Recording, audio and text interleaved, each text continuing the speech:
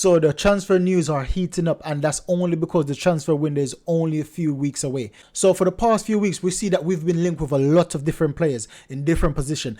The one that we've seen recently is Ivan Toney's. As recent as yesterday and today, we see Ivan Toney's been linked with Arsenal. Now I'm saying that that's a very good deal, but there's something that could bring a spanner in that works. There's something that could prevent us from signing Ivan Toney. Let's get into it right now. The Premier League clarified their rules on upcoming loans in January 2023, stating the maximum number of loans registrable in the same season is 4, and under no circumstances shall more than one be from the same club at any one time.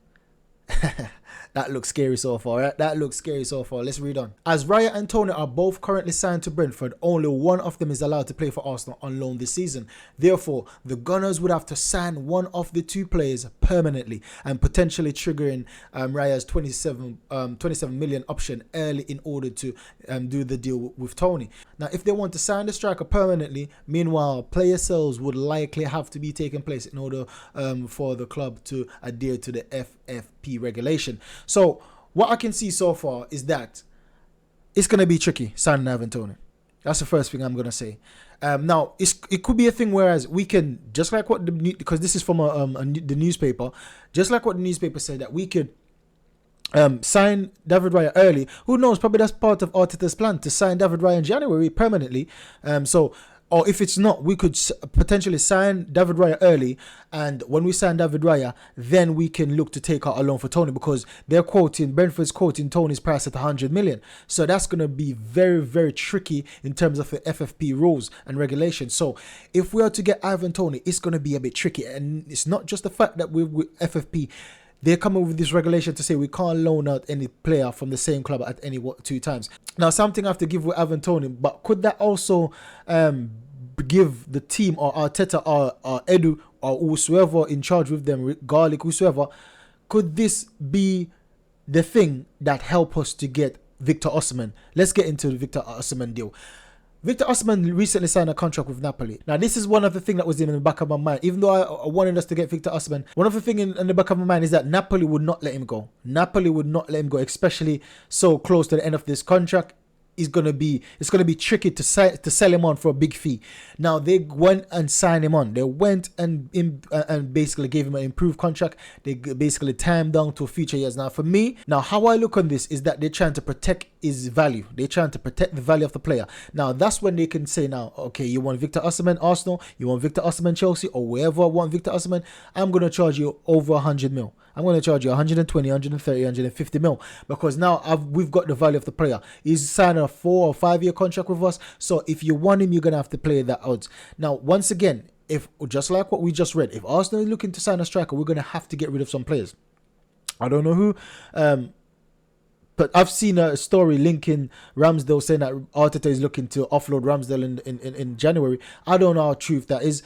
So there's a few players that we could get rid of. There's obviously Thomas Partey that was being linked heavily in the last transfer window. He could potentially go. There's a few players that we could get rid of in order to fund a striker, because we need a striker in order to be challenged on our front this season. And we see that we've been linked with both Victor Osimhen and Ivan Toney. We also need a midfielder. Don't get me wrong, we need a midfielder. So I believe that we could be potentially signing a striker and a midfielder. I don't know how it's going to work with FFP rules. I trust Edu to bypass all the rules and regulation and get around it, not to get around it like Man City and Chelsea did, because we don't want that. We don't want that in our future, because I believe that if you cheat now, in the longer run, it will catch up to you. So I don't want to play no games. I don't want to try to go around the system in terms of the regulation and rules. No. Let's play fair. Let's stick to the rules, mate, because if we put the potential that we're running down the league and then they deducted 10 points like what happened to Everton, man, I'll be fuming. I'll be absolutely fuming with Edu and whosoever make the decision with Edu. So let's play by the rules, play the game fairly, and do what we need to do. So I believe that we can sign a striker in January, and I believe that we will sign a player. I believe that it's going to be a midfielder, but hopefully we can get Ivan Toney as well on a loan deal, sign up Raya to a permanent deal, and somehow do another loan. But as I talk about midfielders now, in my next video, I'm going to do a video about Paulinho. We're going to take a deep dive into Paulinho. If we potentially get Paulinho, what he could be adding to our team. So look out for the next video. We're going to take a deep dive into Paulinho. However, Douglas Luiz, I'd done a video previously about Douglas Luiz, that how we could basically benefit our team. So recently I saw a quote on Douglas Luiz by Alan Brazil. This is what he said: Luiz will be fully on board with a January switch to Arsenal. And what a coincidence, right? His name is Alan Brazil and Luiz is a Brazilian, right? So it's a lot of money. McCoy said he's a good player and he's pulling all the strings for them, but for 100 million, no. Brazil said, I think if Arsenal came in, this is a good debate. This one, because Villa are top club, but Arsenal, you could say, the top dogs in London. You could say that. We are the top dogs in London. You know this, Alan Brazil. I think it would be hard for him if the money came in and Villa said, we have had a bit, it's a lot, but do you want to go? I think he would go. So Alan Brazil basically is saying that he thinks that Douglas Luiz would prefer a move to Arsenal over Villa. And obviously Arsenal is a bigger club than Villa. Villa is improving. They're getting better season by season. However, Arsenal's a very, very good club. Big club. The biggest in London by a country mile, and we're starting to play attractive football like we once were. And not just that, our future looks very bright. So Douglas Luiz is not the youngest of players, but he's of a good age that could bring valuable experience and valuable qualities to the Arsenal squad right now. So I believe that we could get Douglas Luiz, and if we get him, it will be a brilliant coup. But will Aston Villa take a loan signing? Because once again, with the FFP rule, I don't know how we're going to spend over 100 million, because that's what the price they're quoting, over 100 million for Douglas Luiz. I don't know how we're going to be able to afford that.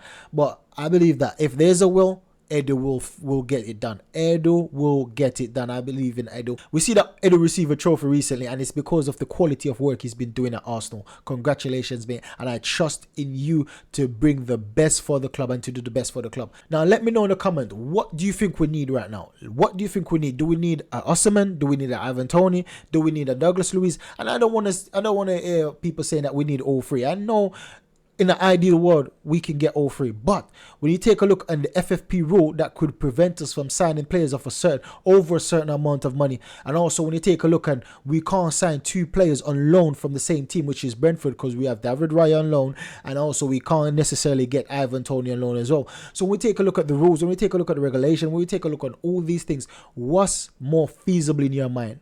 What should we do? Should we prioritize getting a midfielder? Should we prioritize getting a striker?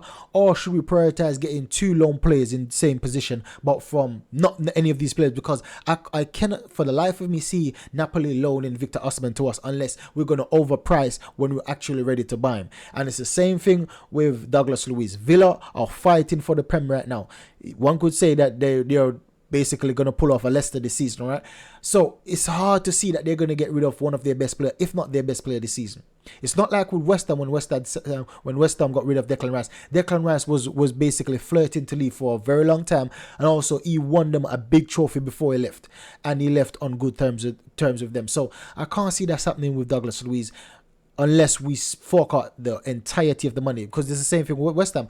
If we didn't spend that 105 million, we wouldn't have got Declan Rice. So I believe it will be the same with Douglas Luiz. I believe it will be the same with Victor Osimhen. The only player I could see us getting on loan with the potential to buy is Ivan Toney, and it's because it's Brentford. They're not really competing on the highest level right now, and plus we've already done that with Raya. But we would have to sign up Raya to a full-term deal, which is not hard. It's not a difficult thing to do. But then we would also have to get rid of a few players. Who knows how that would work in order to be in the guidelines of FFP rule. So that's the video, guys. Make sure you like, subscribe, and share. Help me on my journey to 1,000 subs. And make sure you stay tuned for the next video, in which I'll be making about Paulina. Stay tuned. Goodbye.